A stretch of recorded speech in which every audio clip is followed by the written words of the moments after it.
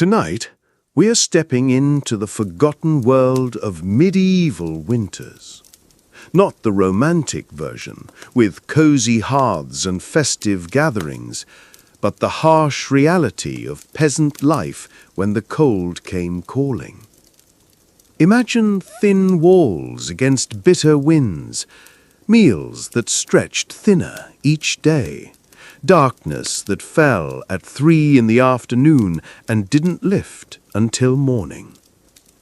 This was survival stripped to its essence, and somehow they made it through.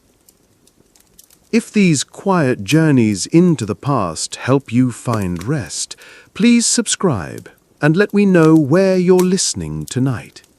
There's something peaceful about knowing others are here too, settling into these old stories. Get comfortable wherever you are. Pull those covers a little closer. Let your breathing slow as we drift back to a time when winter wasn't just a season. It was a test of everything you had. The signs always came first in September. A different quality to the morning air. Leaves that turned not just for beauty, but as warning. And then the long preparation began.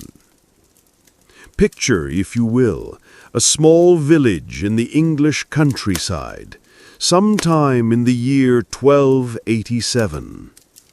The leaves have turned their final colors, and there's a bite in the morning air that speaks of harder days ahead.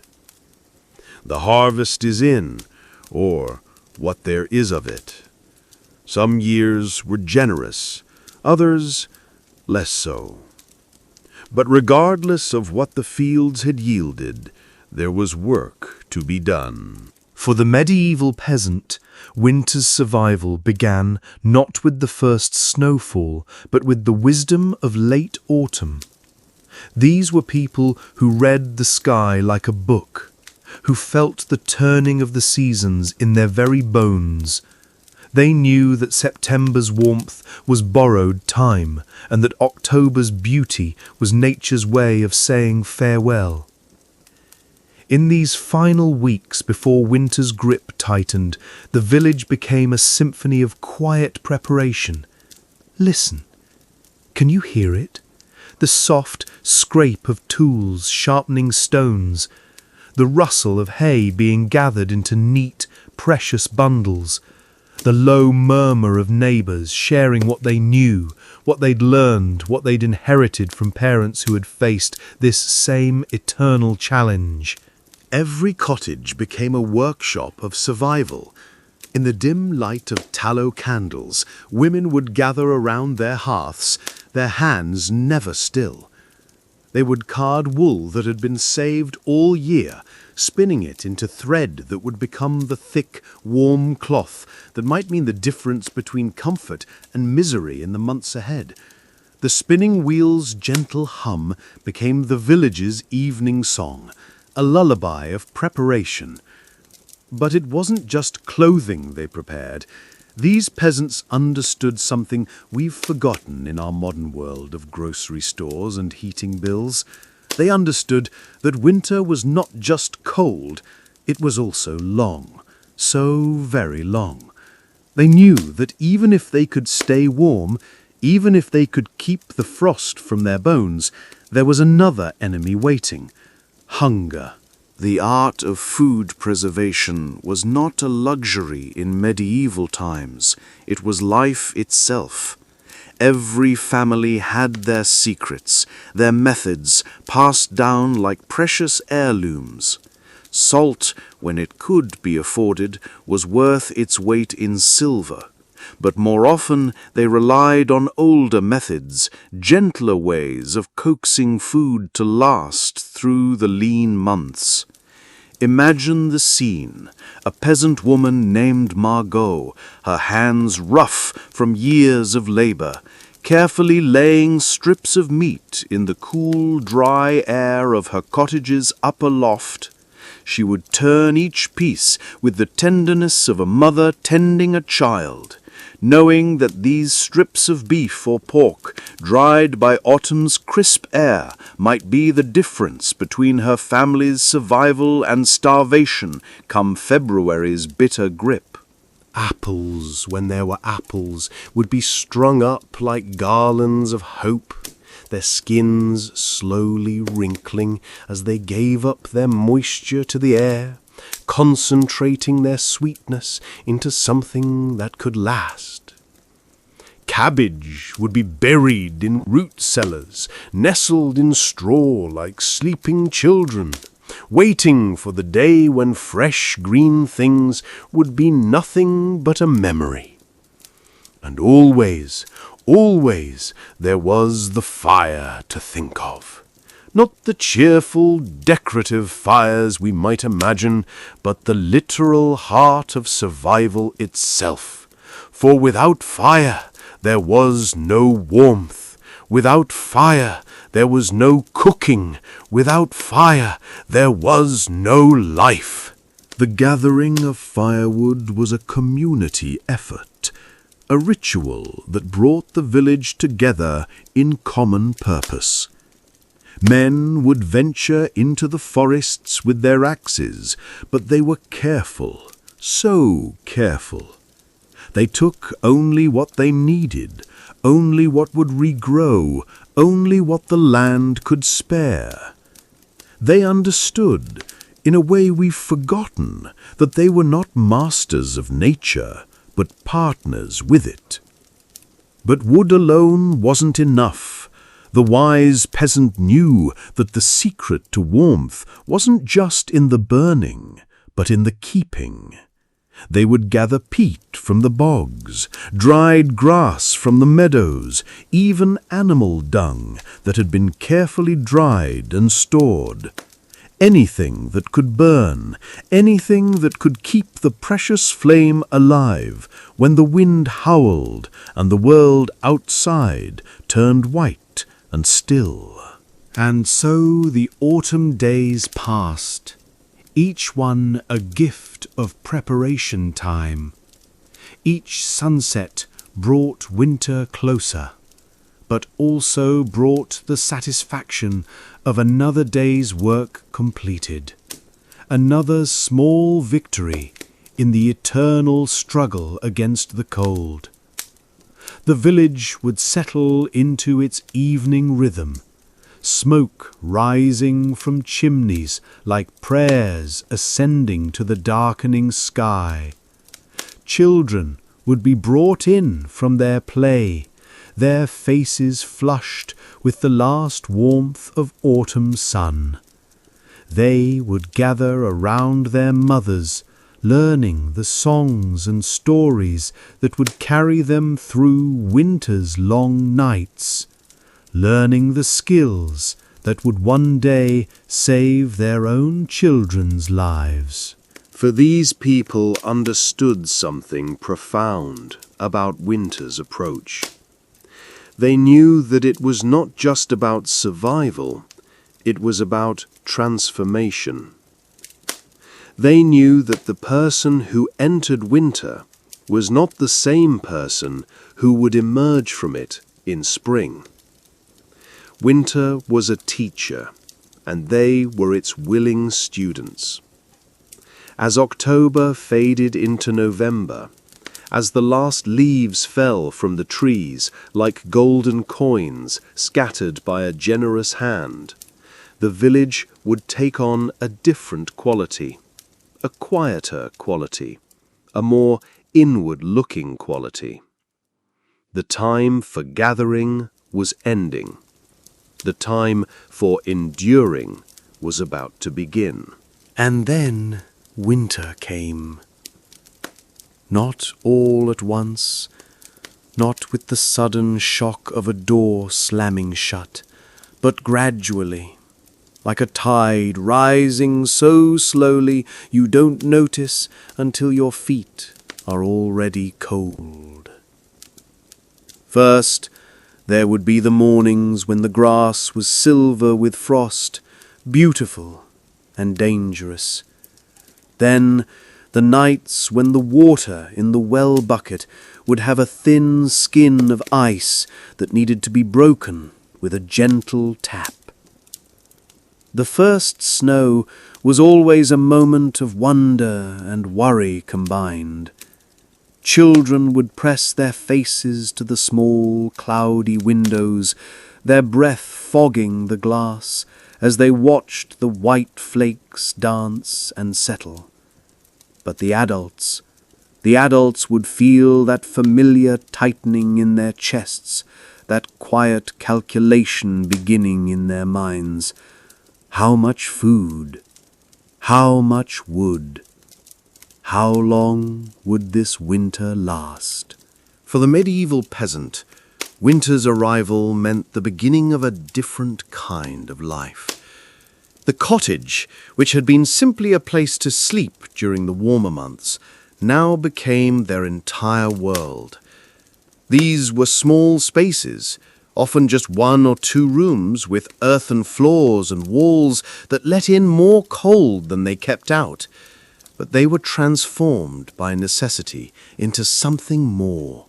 Fortresses against the winter, sanctuaries of warmth and life. Picture Thomas, a peasant farmer whose cottage sat at the edge of the village. His home was typical of its time. Walls of wattle and daub, a thatched roof that shed rain but not always wind, and a single room that served as kitchen, workshop, and bedroom for his family of 5. When winter came, this simple space would become a masterpiece of efficiency. The fire in the hearth was never allowed to die, never. From the first frost to the last, someone was always responsible for keeping those flames alive. It was a responsibility passed from parent to child, from elder to younger, like a sacred trust. The fire was not just warmth, it was hope itself. Around this fire the family would arrange their entire life. They would eat their simple meals of porridge and bread, the flames casting dancing shadows on the walls. They would work on their winter tasks, the firelight providing just enough illumination for careful hands to continue their labors. And when the day's work was done, they would sleep near the fire, their bodies arranged like the spokes of a wheel, sharing warmth as they had shared everything else. But warmth was only part of the challenge. The medieval peasant's winter diet was a careful balance of preservation and rationing. The harvest had to last not just until spring, but until the new harvest could be gathered. That meant every meal was planned, every portion measured, every scrap saved. Breakfast might be a bowl of porridge made from barley or oats, cooked in water, or, if they were fortunate, milk from their one precious cow. The porridge would be thick and filling, designed to provide energy for the day's work. Sometimes there would be bread, if grain could be spared for the grinding. Sometimes there would be cheese, if the cow was still giving milk despite the cold. The midday meal was often the day's most important. This was when the carefully preserved meat might make its appearance, perhaps a small piece of bacon or salt pork added to a pot of cabbage and turnips. The vegetables would have been stored in the root cellar, that cool, dark space beneath the cottage where the earth's own warmth kept the frost at bay. But it was the evening meal that truly showed the peasant's skill at winter survival. This was when the magic happened, when simple ingredients were transformed into something that could nourish both body and soul. A cauldron would hang over the fire, its contents simmering slowly throughout the day. Into this pot would go whatever was available, bones from the autumn slaughter, vegetables from the stores, herbs that had been dried and saved, sometimes even tree bark or grass when times were particularly hard. The resulting stew was never the same twice, but it was always filling, always warm, always a small victory against the cold. families would gather around the pot, sharing not just the food, but the warmth of the fire, the comfort of each other's presence, the satisfaction of having made it through another day. But winter's challenges went beyond mere survival. The long, dark days could be as deadly as any frost. Without electric lights, without books to read, without screens to stare at, the peasant family had to find ways to keep their minds, as well as their bodies, alive. This was when the oral tradition truly flourished. Around the fire, stories would be told that had been passed down for generations. Tales of heroes and monsters, of love and loss, of seasons that had come and gone. These stories were more than entertainment. They were a way of connecting with the past, of remembering that others had faced these same challenges and survived. Songs would be sung, simple melodies that everyone could join. The human voice, raised in harmony around a crackling fire, became a weapon against despair. Lullabies would carry children to sleep, while work songs would make the tedious tasks of winter a little more bearable. And there was work to be done, even in winter's grip. The animals had to be tended, the precious cow that provided milk, the chickens that might still lay an occasional egg, the pig that represented next year's meat supply. These animals were often brought into the cottage itself, their body heat adding to the warmth, their presence a reminder that life continued, even in winter's darkest moments. The cottage would take on the rhythms of shared survival. By day there would be the quiet sounds of work, the scrape of a knife peeling turnips, the soft thuds of an axe splitting kindling, the gentle murmur of prayer or conversation. By night there would be the sounds of rest, the deep breathing of sleep, the occasional crackle of the fire, the winter wind singing its cold song around the eaves. But perhaps the most remarkable thing about the medieval peasants' winter's survival was not the techniques they used or the foods they ate. It was the quiet dignity with which they faced each day. These were people who understood that life was not meant to be easy, that survival was not guaranteed, that every day above ground was a gift to be treasured. They woke each morning not knowing if this would be the day their food ran out, or their fire died, or their roof collapsed under the weight of snow. But they woke with purpose, with work to do, with families to care for. They faced each day with the steady courage of those who know that giving up is not an option.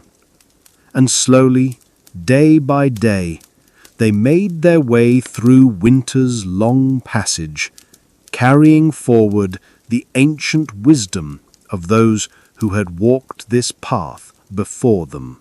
And then came the deep winter, the time when the world seemed to hold its breath. January and February in medieval England were not months to be endured, but seasons unto themselves. The sun, when it appeared at all, seemed weak and distant, like a candle flame seen through thick glass. The cold was not just cold, it was alive, searching for every crack in the walls, every gap in the clothing, every moment of weakness or inattention. This was when the medieval peasants' true artistry revealed itself. For survival, they had learned, was not just about having enough food or fuel. It was about transforming limitation into abundance, scarcity into richness, mere existence into something approaching grace. Picture Margaret, a peasant woman in her middle years, whose husband had died the previous spring. She faced this winter alone with her 2 young children, armed with nothing but the wisdom her mother had taught her, and the fierce determination of a mother protecting her young. Her story was not unusual. It was the story of countless women who discovered that they were stronger than they ever imagined. Margaret's cottage was smaller than most, and her stores were meagre, but she had learned to see abundance where others saw scarcity. The single room that housed her family became a universe of warmth and activity. She had arranged the space with the precision of an artist, every corner serving multiple purposes, every item earning its place through necessity. Near the fire, she had created a workspace where she could prepare food, mend clothes, and keep watch over her children all at the same time.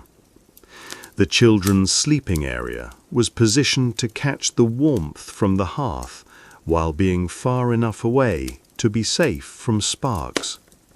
Her own sleeping place was between the door and her children, the position of a guardian.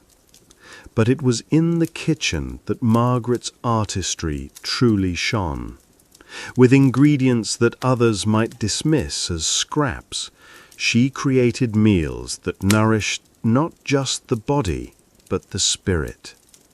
A handful of dried peas became a soup rich with flavor when combined with water, a piece of bacon rind, and herbs she had gathered the previous summer. Turnips and cabbage, which might seem monotonous to us, became the foundation for dozens of different dishes when combined with creativity and love. She had learned to see the potential in everything. Bones that others might discard became the base for broths that could stretch a meal into 3. Bread that had gone stale became trenchers, plates that could be eaten after the meal. Apple peels became tea, carrot tops became soup, and nothing, absolutely nothing, was ever wasted. And Margaret was not alone in this artistry. Throughout the village, in cottage after cottage, peasant families were performing the same daily miracles of transformation. They were taking the raw materials of survival and shaping them into something that approached abundance. In one cottage, an old man named William had become the village's unofficial keeper of time.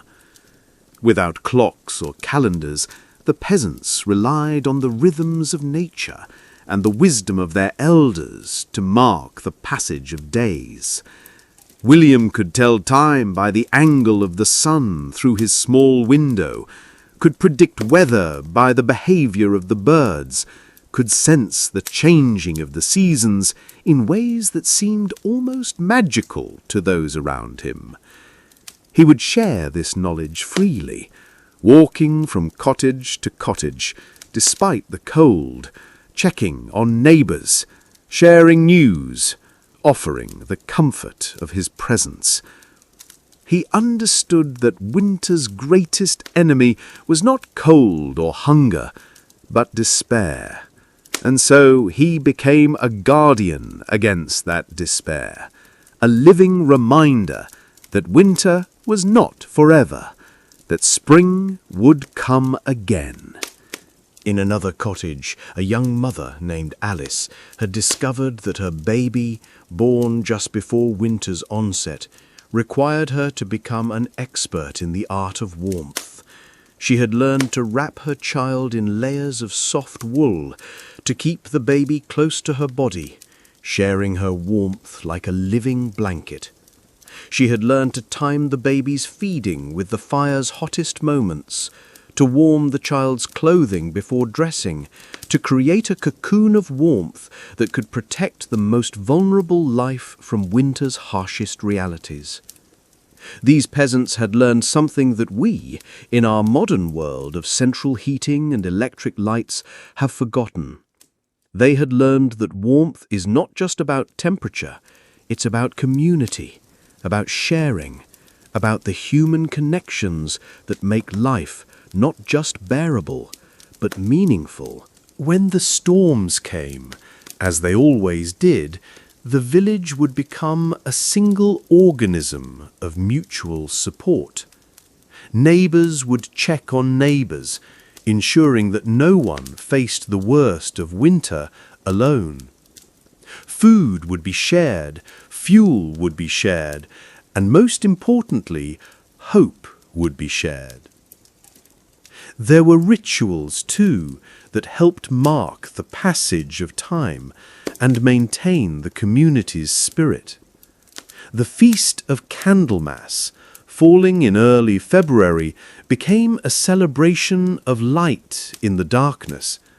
Families would gather what candles they could spare, creating a warm glow that pushed back against winter's gloom. They would share stories, sing songs, and remind each other that even in winter's deepest grip, there was still reason for hope. But perhaps the most remarkable aspect of the medieval peasants' winter survival was their relationship with time itself. Without the distractions of modern life, they had learned to live fully in each moment. They savoured the simple pleasures, the warmth of the fire on cold cheeks, the taste of hot soup on a bitter day, the comfort of a child's sleeping breath in the darkness. They had learned to find beauty in the smallest things, the way frost painted patterns on the inside of windows, the way smoke rose straight up from chimneys on still, cold days, the way snow transformed their familiar world into something magical and new. They had learned that survival was not just about staying alive, but about staying human, staying connected to the beauty and wonder that make life worth living.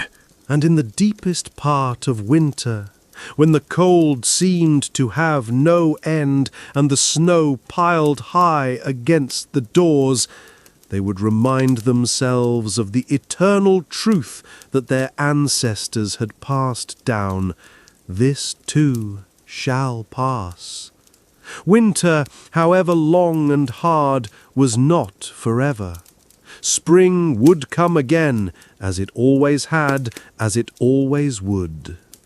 They held this knowledge like a treasure, this faith in the turning of the seasons, the reliability of change, the promise that darkness would give way to light. It was this faith that carried them through the hardest days, that gave them the strength to face each new challenge with courage and grace. And slowly, day by day, they made their way through winter's depths. Their survival, not just a matter of endurance, but of transformation. They were becoming something more than they had been before winter's test. They were becoming people who knew their own strength, who understood the value of community, who had learned to find abundance in scarcity.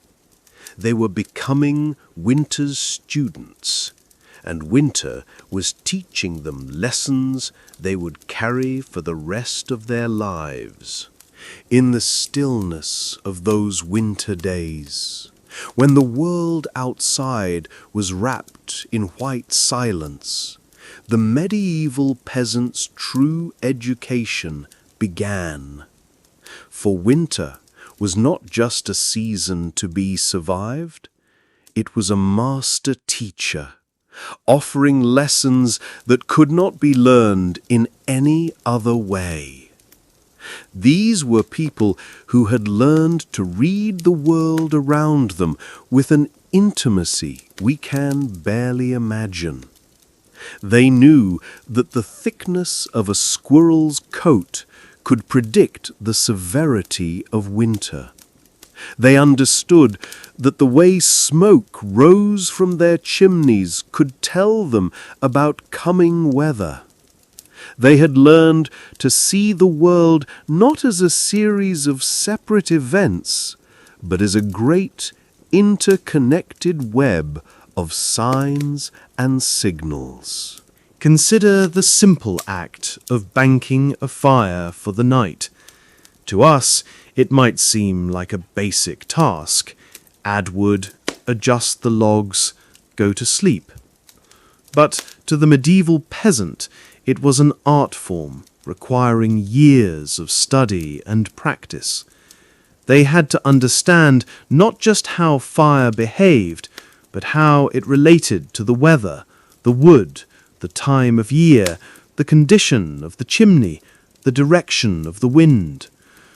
Robert, a peasant farmer who had lived through more than 40 winters, could tell by the colour of the flames whether the fire would last through the night. He knew which types of wood burned hot and fast, which burned slow and steady, which created the most heat, which produced the least smoke. He could arrange logs in patterns that would burn for hours without attention, creating a bed of coals that would still be glowing when the family woke. He had learned to read the draught in his chimney, understanding how the wind outside affected the fire inside. On nights when the wind was strong, he would adjust the logs to prevent downdrafts that could fill the cottage with smoke. On still nights, he would arrange them differently, ensuring enough airflow to keep the flames alive, but not so much that heat would be wasted up the chimney. But fire tending was just one of hundreds of skills that winter demanded. The peasant had to become a master of preservation, understanding not just how to keep food from spoiling, but how to maximize its nutritional value during the lean months. They had learned, for instance, that certain vegetables actually improved with cold storage. Parsnips became sweeter after the first frost, their starches converting to sugars. Cabbages, when properly stored, could last for months, their outer leaves protecting the inner ones like a natural wrapper.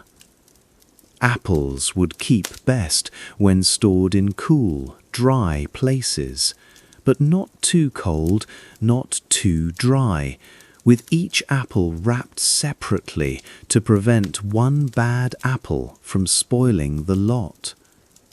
The medieval peasant's understanding of nutrition was not scientific in our modern sense, but it was deep and practical. They knew that certain foods provided energy, others provided strength, still others helped fight off the diseases that winter brought. They knew that pregnant women needed extra fat, that children needed milk, that the elderly needed foods that were easy to digest. This knowledge was passed down not through books, but through the careful teaching of mothers to daughters, fathers to sons, elders to youth. It was knowledge earned through experience, sometimes tragic experience, but knowledge that was absolutely essential for survival. Take the art of brewing, for instance. Every peasant household had to be able to produce safe drinks throughout the winter months. Water, especially in winter, could be dangerous. It might be contaminated, frozen, or simply unavailable. But beer and ale, even weak ones, were safe to drink and provided nutrition as well as hydration. The peasant housewife had to understand the alchemy of fermentation, how to combine barley, hops, and yeast in proportions that would create a drink that would not spoil, would not make her families sick, and would provide the calories and nutrients they needed. She had to understand timing, when to start a batch so it would be ready when needed, how to store it so it would last, and how to tell when it had gone bad. And then there were the healing arts. Winter brought its own diseases, fevers, coughs, the wasting illness that could steal away the elderly and the very young. The peasant had to be doctor, nurse, and pharmacist all at once, relying on herbs and remedies passed down through generations. They knew that willow bark could ease pain and reduce fever. They understood that honey, when available, could fight infection and soothe sore throats. They had learned which mushrooms could heal and which could kill, which plants could stop bleeding and which could ease the pain of childbirth. But perhaps most importantly, they had learned the art of rationing, not just food, but everything: fuel, light, energy, even hope. They understood that winter was a long race, not a sprint, and that the key to survival was pacing themselves properly. They had learned to eat just enough to maintain their strength, but not so much that they would run out of food before spring. They had learned to keep their cottages warm enough to prevent frostbite, but not so warm that they would exhaust their fuel supplies. They had learned to balance work and rest, understanding that too much of either could be deadly. This was the wisdom of limits, the understanding that abundance and scarcity were not opposites, but partners in a dance that required perfect balance. They had learned to find satisfaction in having enough, rather than always wanting more. And they had learned the most important lesson of all, that survival was not a solitary endeavor. They understood that their lives were interconnected, that their neighbor's success was their own success, that the health of the community was more important than any individual advantage. When someone fell ill, the community rallied around them. When someone's food stores ran low, others would share what they could. When someone's fire went out, neighbors would bring coals to restart it. They had learned that in winter's harsh democracy, everyone was both teacher and student, helper and helped. They had learned, too, the art of patience. Winter moved at its own pace, and there was no hurrying it along. They had learned to settle into winter's rhythm, to find peace in the slow passage of days, to trust in the eternal cycle of seasons that had carried their ancestors through countless winters before. This patience was not passive resignation, but active acceptance. They continued to work, to hope, to plan for the future. But they did so with the understanding that some things could not be rushed, that some lessons could only be learned through the slow passage of time. And as the deep winter continued, as the days remained short and the nights remained long, they carried these lessons in their hearts like small flames, keeping them alive against the cold. They understood that they were not just surviving winter, they were being transformed by it, becoming people who knew the value of warmth, the importance of community, the preciousness of every day above ground. They were becoming winter's graduates, and the lessons they learned would serve them not just for this winter, but for all the winters to come. And then something changed. Not all at once, not with fanfare or celebration, but with the quiet subtlety of a secret being whispered from ear to ear. It was February, perhaps, or early March, and to the casual observer, winter seemed as entrenched as ever. The snow still lay thick on the ground, the wind still bit with sharp teeth, the fires still needed constant tending. But the medieval peasant had learned to read the world's most subtle signs. They knew that the light was different now, lingering just a few minutes longer each day. They noticed that the snow had a different quality, softer somehow, as if it were beginning to remember that it was, after all, only water wearing a temporary disguise. The first signs were so small they might have been missed by those who didn't know how to look. A single bird, perhaps a robin, calling from the bare branches of an oak tree.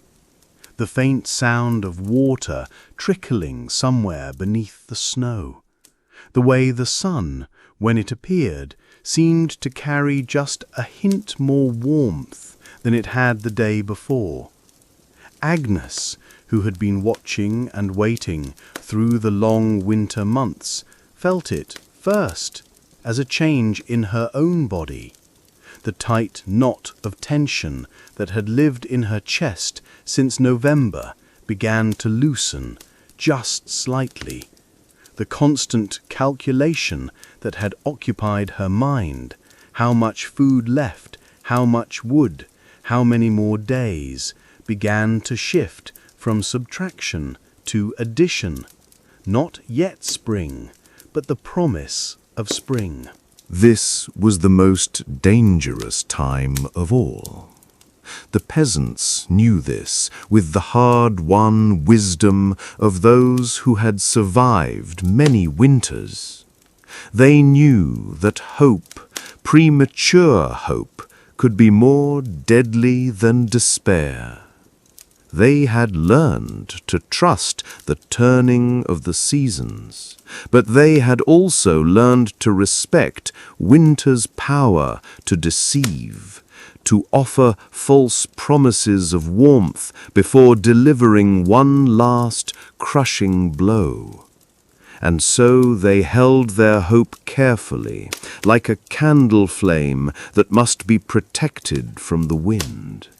They allowed themselves to notice the signs, to feel the subtle shift in the world around them, but they did not let down their guard. They continued to tend their fires with the same careful attention, continued to ration their food with the same precise calculation, continued to check on their neighbors with the same steady concern. But in the evening, when the day's work was done and the family gathered around the hearth, there was something new in the air. Lightness, perhaps, a sense that the story they were living was beginning to turn toward a different ending. They didn't speak of it directly. That would have been tempting fate. But they felt it in the way the children played, in the way the adults smiled, in the way conversation turned, just occasionally, to plans for the future. The village began to change in subtle ways. Doors that had remained firmly closed for months began to open more frequently. Neighbors who had been conserving their energy for survival began to venture out for brief visits. The smoke from chimneys seemed to rise more cheerfully, and the paths between cottages began to show signs of more frequent use. It was during this time that the medieval peasants' most remarkable quality revealed itself: their ability to balance hope with realism, to celebrate the promise of spring while remaining fully prepared for winter's return. They knew that March could be cruel, that April could bring snow, that the worst storms sometimes came just when hope was highest. But they also knew that this delicate balance between hope and preparation, between celebration and caution, was itself a kind of wisdom. They had learned to live fully in each moment while remaining ready for whatever the next moment might bring. The children, who had been cabin-bound for months, began to show signs of the restlessness that comes with approaching freedom. They would press their faces to the windows more often, watching for signs of the outside world that had been denied to them. Their games, which had been quiet and contained, began to take on a different energy. The adults watched this transformation with a mixture of joy and worry. They remembered their own childhood springs, the explosive burst of energy that came with the first warm day. They knew that soon, very soon, they would need to begin preparing for a different kind of life, the life of planting and growing, of long days and short nights, of work that was hard but filled with possibility. But first, there was the matter of making it through the last of winter's trials. This was when the peasants' stores were at their lowest, when the carefully rationed supplies had dwindled to their final portions. The grain sacks that had once bulged with promise now held only handfuls of precious barley and oats. The root cellars, once filled with turnips and cabbages, now echoed with emptiness. This was the time the peasants called the hungry gap, those weeks between the end of winter's stores and the first fresh foods of spring. It was a time that tested not just their physical endurance, but their spiritual strength. They had to find ways to stretch what little remained, to make meals from scraps, to keep hope alive when their bodies reminded them daily of what they lacked. But even in this time of greatest scarcity, the medieval peasants' ingenuity shone brightest. They had learned to find nourishment in places others might never think to look. Young nettle shoots, pushing through the last of the snow, could be gathered and cooked into a soup rich with vitamins their winter-weary bodies craved. Tree bark, carefully harvested and ground, could be mixed with their dwindling flour to make bread that would fill empty stomachs. They knew which roots could be dug from the frozen ground, which early greens might be found in sheltered spots, which berries might have survived the winter's assault. This knowledge was survival itself, the difference between making it to spring and becoming another winter casualty. And then, one day, perhaps it was the first day of March, perhaps later, for spring comes when it chooses, not when the calendar declares, something shifted. The quality of light changed in a way that could not be denied. The sun climbed higher in the sky and stayed there longer. The wind, though still cold, carried new scents. The rich smell of earth beginning to thaw, the green promise of growing things. The first brave flowers appeared like tiny miracles, snowdrops pushing through the white blanket, their small white bells nodding in the breeze as if announcing good news to anyone who cared to listen. Crocuses followed, purple and yellow and white, painting small splashes of color across the drab landscape. The peasants watched these developments with the careful attention of people whose lives depended on reading nature's signs correctly. They knew that these flowers were messengers, advance scouts of the great army of spring that would soon follow. But they also knew that winter was not yet defeated, that the cold could return with renewed vengeance, that the battle was not yet won. Still, they allowed themselves small celebrations. When the first dandelion appeared, its golden face turned toward the sun, there would be quiet rejoicing in cottage after cottage. Children would be allowed outside for brief periods, their faces turned skyward like flowers themselves, drinking in the light they had been denied for so long. The adults would venture out to check on crops that had been sleeping beneath the snow, to see which fruit trees had survived the winter's assault, to begin the careful assessment of what could be salvaged and what would need to be replanted. They would walk the boundaries of their small plots with the reverence of pilgrims visiting a shrine, grateful for what remained, already planning for what must be done.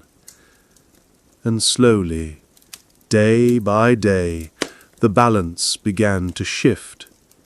The hours of daylight grew longer than the hours of darkness. The warmth of the sun began to penetrate not just the air, but the earth itself.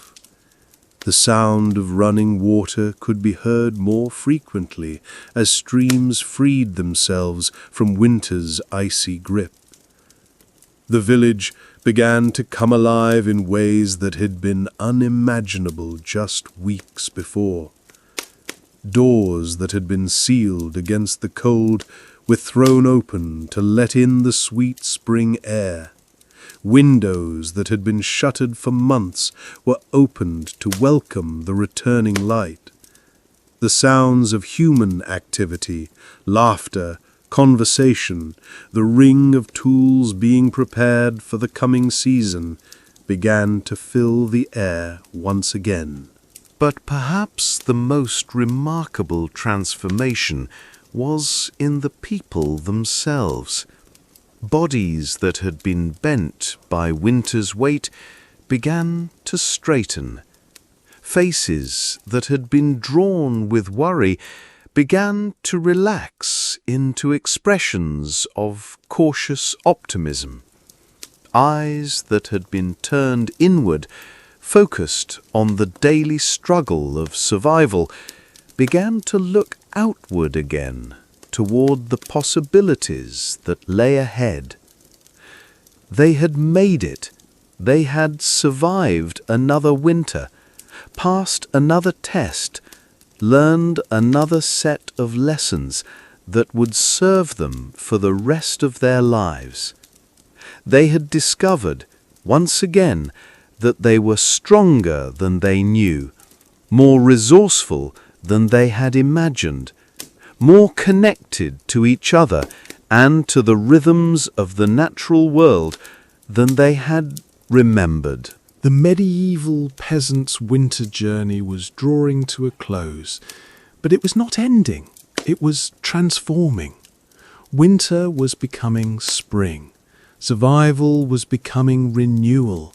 Endurance was becoming hope. The great wheel of the seasons was turning once again, carrying them forward into a new cycle of planting and growing, of abundance and harvest, of preparation for the winter that would come again in its own time. And then the world began to wake up.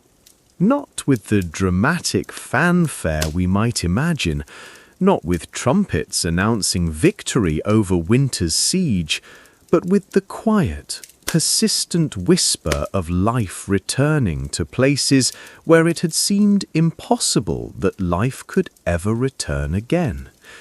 It began with the smallest things, the details that only those who had learned winter's harsh lessons could fully appreciate. The way ice began to form different patterns on the cottage windows, thinner now, more delicate, as if winter were beginning to lose confidence in its ability to hold the world in its frozen grip. The way the morning frost sparkled differently in the strengthening sun, less like armour and more like jewellery. Edmund, who had spent the winter carefully tending his small flock of sheep, noticed it first in the behaviour of his animals. They had endured the long months huddled together in the shelter he had built for them, their thick wool coats protecting them from the worst of the cold. But now they were beginning to move differently, to lift their heads toward the sun, to show signs of the restlessness that came with the approach of lambing season. He had learned to read his animals' moods like a book, understanding that their instincts were often more reliable than his own careful observations. When the sheep began to venture farther from their shelter, when they began to paw at the snow as if searching for the grass they remembered lying beneath it, he knew that change was coming, whether the calendar agreed or not. The village began to stir with a new kind of energy. It was subtle at first, visible only to those who knew how to look. People began to walk a little faster, to speak a little louder, to linger a little longer in conversations with their neighbours.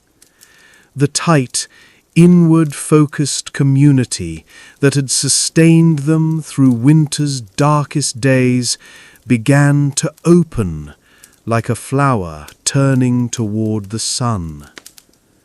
Children who had been patient beyond their years through the long confinement began to show signs of the irrepressible energy that had been sleeping within them all winter long. They would press their faces to windows with new intensity, not just watching, but planning, dreaming of the games they would play, the adventures they would have, the freedom that lay just beyond winter's last grip.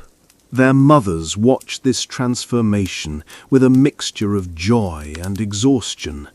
They had carried the weight of keeping their families alive through winter's trial, had made 1,000 small decisions that meant the difference between survival and tragedy. Now, as spring approached, they had to prepare for a different kind of challenge, the explosive burst of activity that would come with warmer weather. But first, there were the final tests to endure. March, as every peasant knew, was winter's last chance to prove its power. This was when the cruelest storms could come, when the cold could return with renewed viciousness, when hope could be shattered by one final, devastating blow. They had learned to respect March's duplicity, to prepare for its tricks while hoping for its kindness. They kept their fires burning high, their food stores carefully guarded, their doors ready to be barred against the wind. They had learned that survival meant never assuming victory until the battle was truly won. And March, true to its reputation, tested them one last time. A storm came in the second week, fierce and sudden, dumping snow on the first brave flowers, coating the world once again in white. The wind howled around the cottages with renewed fury, and for a day and a night it seemed as if winter had decided to reclaim its throne. But this time the peasants faced the storm with different hearts. They had learned that they could endure, that they had skills and knowledge and community support that could carry them through whatever nature chose to send their way. They watched the snow fall not with despair, but with the calm confidence of those who knew that this too would pass. And it did pass. The storm spent itself against their quiet resolve, and when it ended, the world that emerged was different than the one that had gone before. The snow that had seemed so permanent just days before now melted with surprising speed, revealing earth that was soft and dark and ready for new life. The first green shoots appeared like small miracles, pushing through the retreating snow with an urgency that spoke of life's irrepressible determination to continue. Grass began to show itself in sheltered spots, pale and tender, but unmistakably alive. The air began to carry new scents, the rich smell of thawing earth, the green freshness of growing things, the promise of abundance to come. The peasants emerged from their cottages like bears emerging from hibernation, blinking in the strengthening sunlight, taking deep breaths of air that no longer hurt their lungs with cold. They moved carefully at first, their winter-weakened bodies remembering how to walk on uneven ground, how to work in the open air, how to live in a world that was no longer trying to kill them. But gradually, day by day, they rediscovered the rhythms of outdoor life. Tools that had been stored away for months were brought out, cleaned, sharpened, prepared for the work ahead. Seeds that had been carefully saved from the previous harvest were examined, sorted, planned for planting. Animals that had been sheltered through the winter were led out to pastures that were beginning to show the first hints of green. The village began to buzz with activity as neighbors shared information, traded seeds, made plans for the growing season ahead. The same community bonds that had sustained them through winter's isolation now served a different purpose: coordination, cooperation, the shared effort of rebuilding a world that winter had stripped down to its bare essentials. But perhaps the most remarkable transformation was in the peasants themselves. Bodies that had been lean from winter's rationing began to move with new energy as fresh foods became available. Faces that had been drawn with worry began to fill out as the stress of survival gave way to the excitement of possibility. Spirits that had been carefully guarded through winter's trials began to soar with the promise of abundance to come. They had learned something profound about themselves during winter's test. They had discovered that they were capable of enduring hardships they had never imagined, of finding strength in places they didn't know existed, of supporting each other through trials that would have broken them if they had faced them alone. They had learnt that survival was not just about staying alive, but about remaining human in the face of inhuman conditions. They had learned that community was not just a convenience, but a necessity, that sharing was not just kindness, but wisdom, that hope was not just an emotion, but a choice. And now, as spring returned to claim the world from winter's grip, they carried these lessons forward, like treasures, like seeds that would grow into wisdom for all the seasons to come. They had been tested by winter and found worthy. They had been students in winter's harsh school and graduated with honors. The great wheel of the seasons was turning once again, carrying them forward into a new cycle of planting and growing, of work and rest, of abundance and scarcity. But they faced this new cycle with the quiet confidence of those who had learned that they could endure whatever came next, that they had skills and knowledge and community that could carry them through any trial. They had survived winter. They had learned its lessons. They had been transformed by its teaching. And now they were ready for spring. And so the wheel turns, as it always has, as it always will. The medieval peasants we have walked beside tonight have long since returned to the earth they worked so faithfully. Their cottages have crumbled, their fields have been divided and redivided, their names have been forgotten by all but the stones that marked their graves. But something of them remains, something precious and enduring, carried forward through the centuries like seeds on the wind. Their lessons echo still in the quiet wisdom of those who understand that abundance and scarcity are not opposites, but partners in life's eternal dance. Their knowledge lives on in the understanding that survival is not about having the most, but about making the most of what you have. Their courage whispers through the ages to anyone who faces their own winter, their own test, their own season of trial. For winter, we have learnt tonight, was never really about the cold. Winter was about transformation.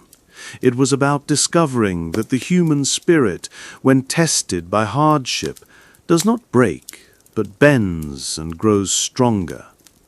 It was about learning that community is not built in times of plenty, but in times of need. It was about understanding that hope is not the absence of difficulty, but the decision to continue despite it. The medieval peasant knew something that we, in our heated homes and stocked pantries, sometimes forget. They knew that every comfort we enjoy, every convenience we take for granted, every moment of safety and security we experience comes to us through the efforts of countless souls who faced their own winters with nothing but courage and community and the quiet determination to endure. They knew that the warmth of a fire is sweeter when you have gathered the wood yourself. They knew that food tastes better when you have felt the weight of hunger. They knew that the first flower of spring is more beautiful when you have lived through winter's darkness. They knew that rest is deeper when it follows honest work, that sleep is sounder when it comes after a day spent caring for those you love. Tonight, as you settle into your own rest, perhaps you can carry with you something of their wisdom. Perhaps you can remember that every challenge you face is also an opportunity to discover your own strength. Perhaps you can understand that every season of difficulty is also a season of learning, of growing, of becoming more than you were before. The medieval peasant would tell you, if they could speak across the centuries, that winter always ends. They would tell you that spring always comes, sometimes later than we hope, sometimes different than we expect, but always inevitably, reliably. They would tell you that the key to surviving any winter, whether it comes in the form of cold weather or personal trial, is not to resist it, but to learn from it, not to fight it, but to dance with it, not to curse it, but to trust in the turning of the seasons. They would tell you that survival is not a solitary endeavor, that the strongest among us are those who know how to ask for help and how to offer it in return. They would tell you that abundance is not about accumulation, but about appreciation, not about having more, but about wasting less, not about taking, but about sharing. And they would tell you, most importantly of all, that every moment of warmth, every bite of food, every breath of free air, every beat of your living heart is a gift to be treasured. They would tell you that life, even life tested by hardship, even life marked by struggle, even life that sometimes feels too difficult to bear, is still and always a miracle worth celebrating. Their voices fade now into the whisper of wind through ancient stones, into the rustle of leaves over forgotten graves, into the eternal silence of those who have completed their earthly journey. But their wisdom remains, woven into the fabric of human experience like golden thread, ready to be discovered by anyone who takes the time to listen.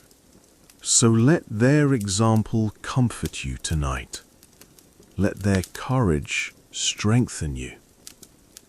Let their faith in the turning of the seasons remind you that whatever winter you may be facing, it too shall pass.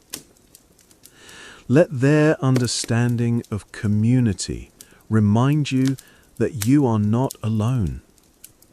Let their appreciation for simple gifts remind you of all the abundance that already surrounds you.